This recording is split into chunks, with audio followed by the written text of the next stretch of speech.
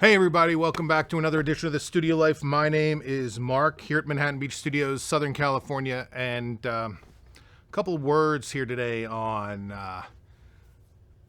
Alec Baldwin. So hang tight with us. Let's get this going on. 3, 2, 1. Here we go!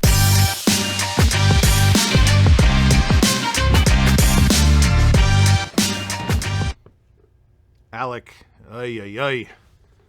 All right. We're here at the studio. A lot of stuff going on here on the lot. Productions. A lot of stuff going on in the area. A lot of productions. And we see Alec in the news charged with involuntary manslaughter. And just a couple of thoughts here on this particular matter. Alec is the actor.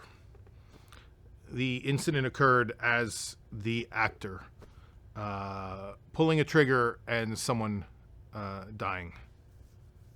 And I don't want to talk as much about the overall specifics as I want to talk a little bit about what it means to be an actor on a set. Because this news for people in this business, this is not trivia. This isn't gossip or something like this. This is stuff that happens. And it's really scary and it's really dangerous to see somebody whose job it is to get a great performance end up being charged with murder. And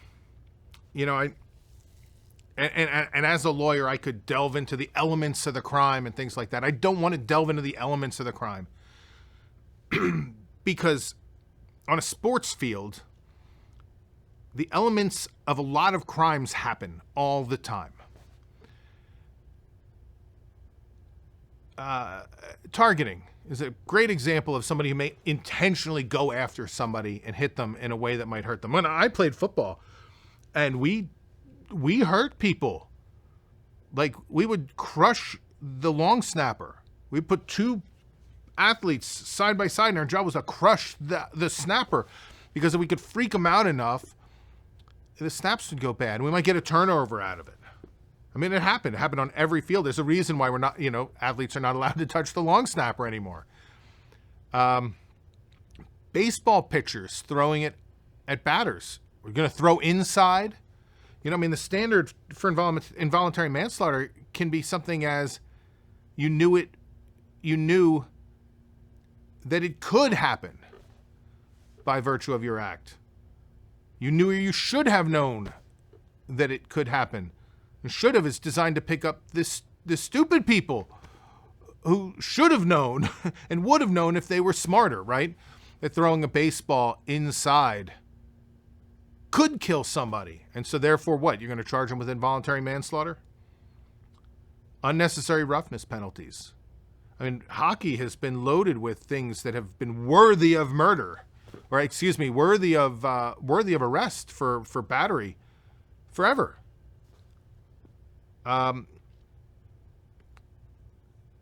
We've created a safe environment there, and we've decided as a society that we're going to be a little bit more lenient on a sports field, because the games are rough. The intensity and the emotion is rough, and we're going to provide a bubble of protection that for the most part says, unless the conduct is so unbelievably extreme, we're not going to charge you. And hitting somebody up and near the head is something or you should know could result in some severe injury or death. And so what? We're going to charge people with battery or God forbid somebody ends up dying and then involuntary manslaughter because they hit somebody up or near the head because they should have known, or they could have known, that could result in some very severe injury. So no, we create the bubble. But let me tell you a little bit about what it means to be on a film set.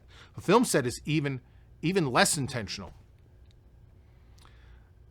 because we provide protection for the talent.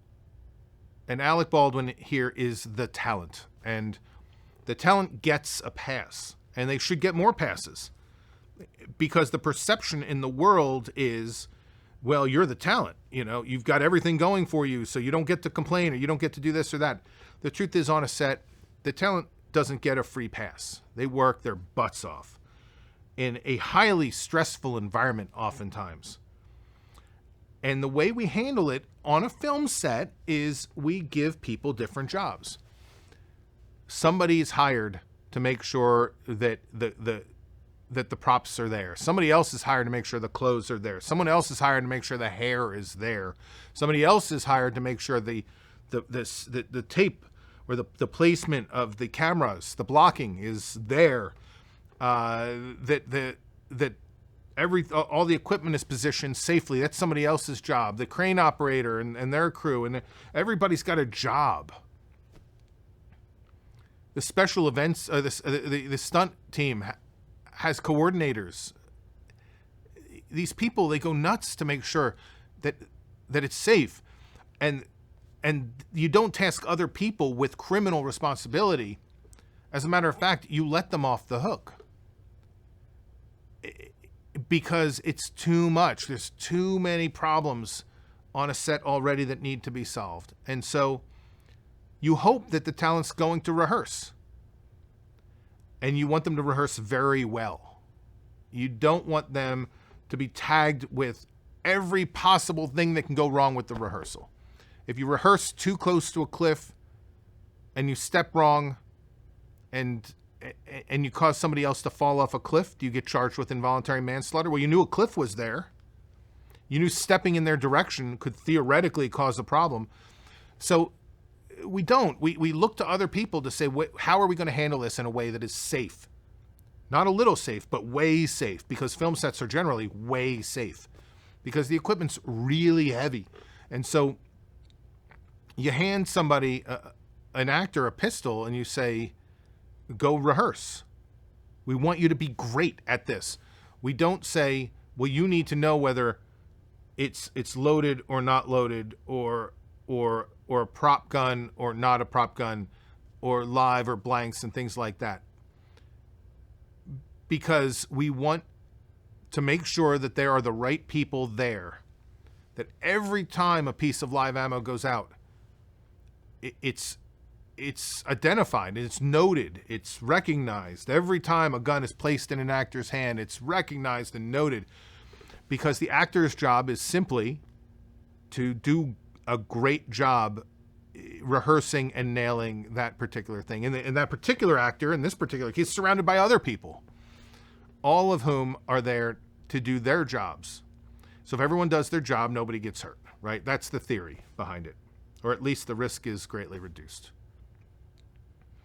But the idea that all of a sudden the actor becomes the prop guy and the armor is really, really scary. Like, if you've never been on a film set, you've never been behind the curtain, as they say, you may not realize how complicated a simple shot is. A little dolly move or a truck, a little crane sweep. The actor has to be looking at exactly the right spot at exactly the right time. They've got to hit their mark. They've got everything is blocked perfectly. There's a lot of, like, this is really hard. And I'm not asking for anybody to feel sorry for an actor on a set, right? This is a lucky job. We're really lucky to have it. But it doesn't make it an easy job. And the only way that we get through the day is by getting the right people around as a team to solve the problem.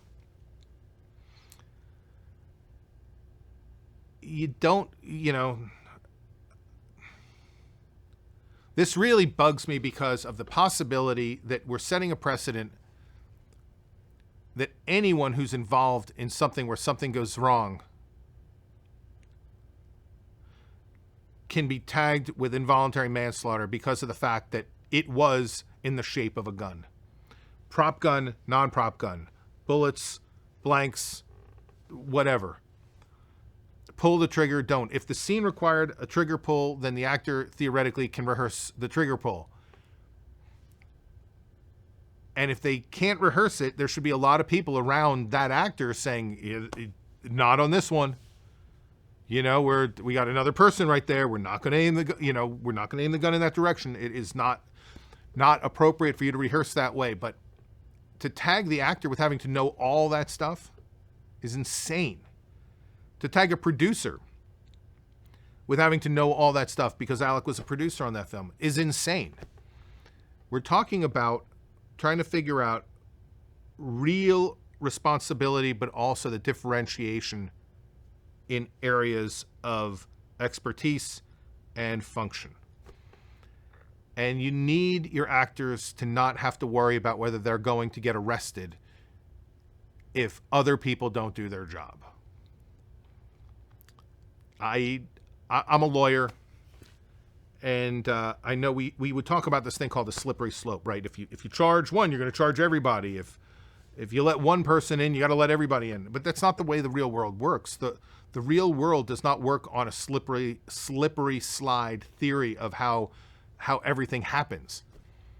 You let one person in, and then you close the door, and you say, no, one person's good. And everyone else can argue preferential treatment or whatever, but the world doesn't function in a way where just because you let one person in, everyone comes in. Just because now you prosecute one person doesn't mean everyone's getting prosecuted. So we shouldn't live in a state of panic here. But at the same time, the idea that someone's getting prosecuted for murder is really scary, and it's supposed to be something that is used when there really is murder,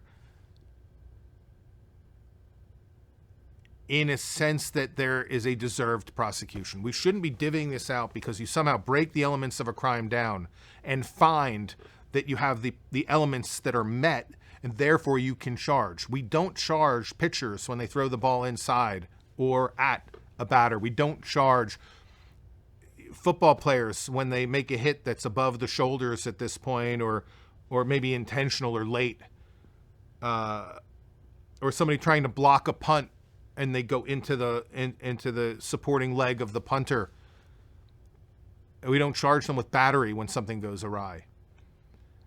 We're not supposed to read the law so literally that we try to sweep more people under the problems.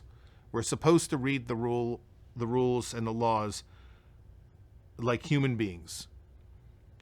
And maybe that's not what's happening here. Now, maybe it is. Maybe Alec was told in advance that the gun was loaded. He was not supposed to touch it. Maybe there's something more egregious here. And for that, we have to wait for the facts to come out. But for today, I wanted to throw it out there because we may have a chance to talk more about Rust in the future, but I wanted to get the conversation started now because this is a very, very scary thing that is happening here with respect to Alec. And I just wanted to talk a little bit about what it means to be part of the studio life on a set. You know, the actors, they're supposed to help do what we need them to do in order to work with everybody else and the director to get the shot right. We got to be really careful here. That there isn't something else going on, and maybe we need to teach more people about the rules and responsibilities. And I also understand that the Rust set may have been a disaster. They have broken so many rules and all that stuff. It doesn't mean that we arrest everybody because we can. These sets are complicated places. So that's it. The studio life. If you want to hear more about everything I have to say and all the products that we talk about and everything else, come back and kill some time with us. We'd appreciate it.